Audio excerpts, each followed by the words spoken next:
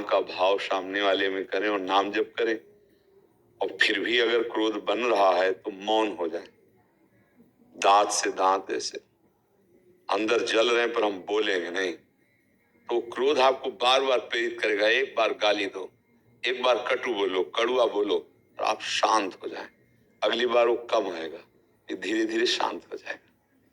अब जब तक शुद्ध ज्ञान नहीं होगा, शुद्ध ज्ञान वास्तविक, अपनी जबान अपने दांतों से कट गई, अब किसको गाली देंगे आप?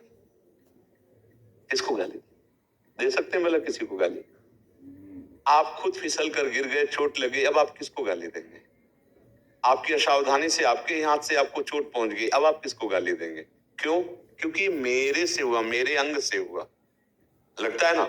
ऐसे सच्ची बात समझो, सामने वाला अगर कोई भी हमारे प्रति प्रतिकूल व्यवहार कर रहा है, वो मेरे कर्म से प्रेरित है।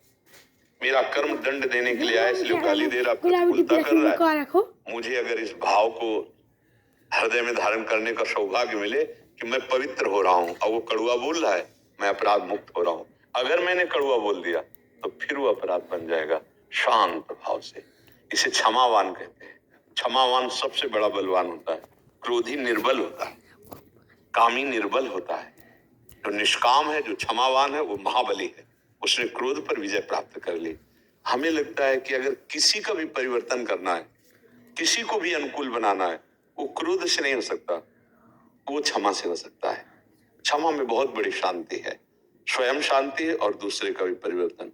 जैसे हमने एक बार एकांतिक में सुनाया था एकनाथ जी का चरित्र, कि एक गली से वो होकर स्नान करने गए, नदी में स्नान करके आए, थूक दिया उसने, ऊपर थे उसका मकान। फिर स्नान करने गए, क्योंकि ठाकुर सेवा कर, फिर थूक दिया, 100 बार थूका, वो कुछ नहीं बोले, ऊपर देखा भी स्नान।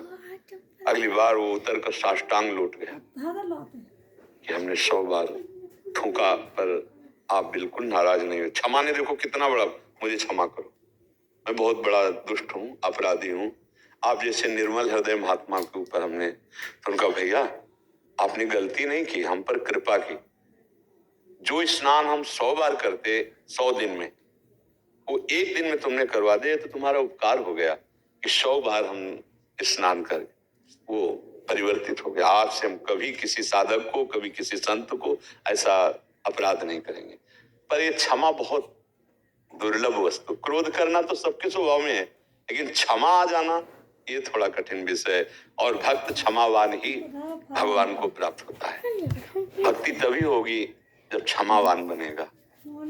अद्वेष्टा सर्वभूतानां मैत्रा करुण एवच निर्ममो निरहंकारा और सम दुखा सुखा क्षमी। क्षमी माने क्षमावान।